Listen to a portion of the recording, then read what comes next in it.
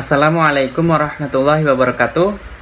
Kami dari kelompok 11 ingin mempresentasikan tentang kesalahan dalam berbahasa. Sebelumnya, izinkan saya untuk memperkenalkan anggota dari kelompok 11. Yang pertama, saya sendiri, Muhammad Samsul Setiawan, sebagai moderator. Kemudian ada Hegi Fergiawan. Selanjutnya ada Tri Arum, Miftahul Khair, dan Fitri Larasati. Baik, selanjutnya kita ke pembahasan. Yang pertama adalah pengertian kesalahan dalam berbahasa. Kesalahan berbahasa adalah pemakaian bentuk-bentuk tuturan berbagai unit kebahasaan yang meliputi kata, kalimat, paragraf yang menyimpang dari sistem kaidah bahasa Indonesia baku, serta pemakaian ejaan dan tanda baca yang menyimpang dari sistem ejaan dan tanda baca yang telah ditetapkan sebagaimana dinyatakan dalam buku ejaan bahasa Indonesia yang disempurnakan. Kemudian selanjutnya ada contoh 15 kesalahan yang sering terjadi dalam berbahasa Indonesia. Kesalahan yang sering terjadi dalam berbahasa Indonesia, yang pertama ada kata merubah. Seharusnya ditulis dan diucapkan mengubah, karena asal katanya ubah bukan berubah, ditambah imbuhan me dengan variasi bentuk morfem meng. Seperti contoh kalimat trik merubah hidup dengan kekuatan kata-kata. Kata rubah, kata merubah harus diganti dengan kata mengubah. Trik mengubah hidup dengan kekuatan kata-kata. Yang kedua ada kata antri. Sering kita mengucapkan dan menulis kata yang salah, seharusnya antre, bukan antri. Dalam Kamus Besar Bahasa Indonesia, kata antre adalah berdiri, berderet, memanjang untuk mendapat giliran. Yang ketiga ada kata apotik. Menurut Kamus Besar Bahasa Indonesia, apotek bukan apotik, karena apoteker bukan apotiker. Apotek adalah toko tempat meramu dan menjual obat berdasarkan resep dokter serta memperdagangkan barang medis. Yang keempat ada kata atlet.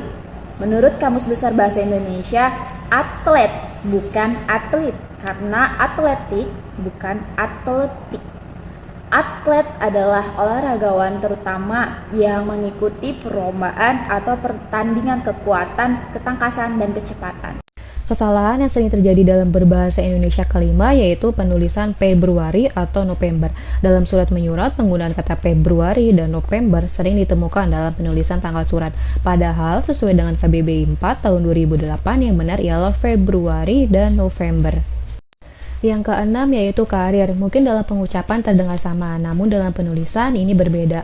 Kata karir merupakan kata serapan dari bahasa Inggris karir. Nah, kata karir sering digunakan dalam kolom pencarian kerja dan tulisan di media cetak dan elektronik. Ketujuh, pemukiman. Media cetak dan media elektronik sering menggunakan kata pemukiman untuk suatu rumah, daerah, atau tempat. Padahal dalam KBBI 4 tahun 2008, pemukiman asal katanya mukim, berarti penduduk tetap, tempat tinggal, kawasan. Pemukiman adalah proses, cara, perbuatan memukimkan, sementara permukiman ialah daerah tempat bermukim, perihal bermukim.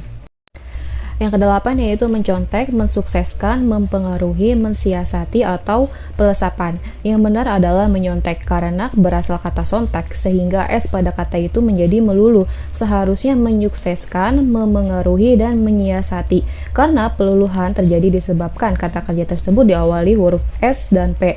Lengkapnya yaitu KTSP. Seperti dalam kata memaku, bukan mempaku. Menaruh, bukan mentaruh. Menyukai, bukan mensukai. Dan mengoleksi, bukan mengkoleksi.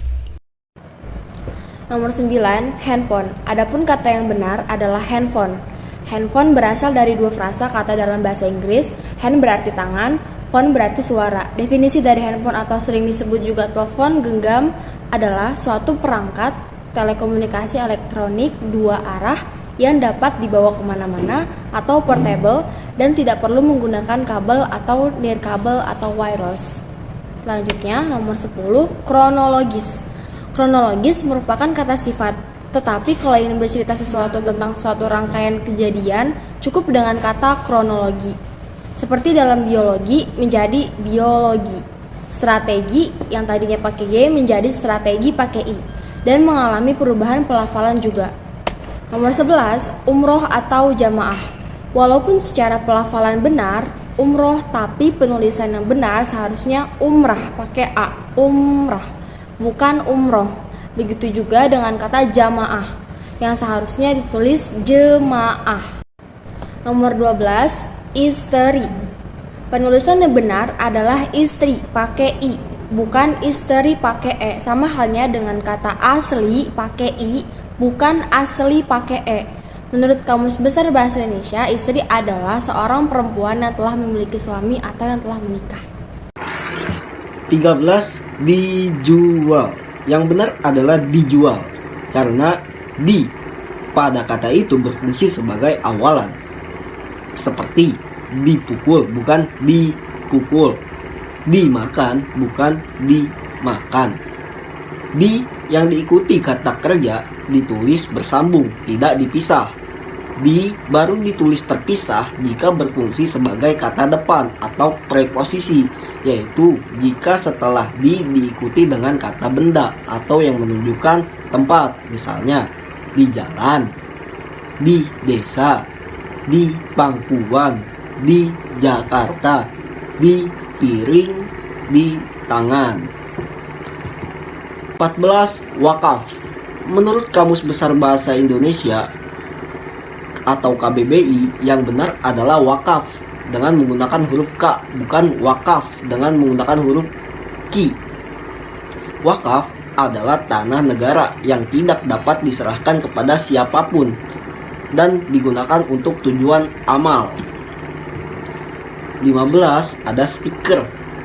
Stiker merupakan kata dalam bahasa Inggris, akan tetapi di sini kami menilai bahwa terdapat kesalahan dalam berbahasa Indonesia secara tulisan, karena menurut Kamus Besar Bahasa Indonesia atau KBBI yang benar adalah stiker, bukan stiker. Jadi yang benar adalah stiker tanpa huruf C di dalamnya, bukan stiker dengan huruf C di dalamnya.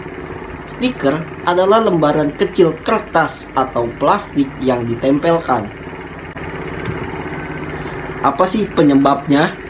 Berdasarkan paparan di atas disimpulkan penyebab dari kesalahan seseorang dalam menggunakan bahasa yaitu 1. Terpengaruh oleh bahasa yang lebih dahulu dikuasai. 2. Kekurangpahaman pemakaian bahasa, terdapat pemakaian bahasa yang dipakainya. Dan ketiga, pengajaran bahasa yang kurang tepat. Baik, cukup sekian presentasi dari kelompok 11. Terima kasih. Semoga ilmu yang kami sampaikan bermanfaat. Wassalamualaikum warahmatullahi wabarakatuh.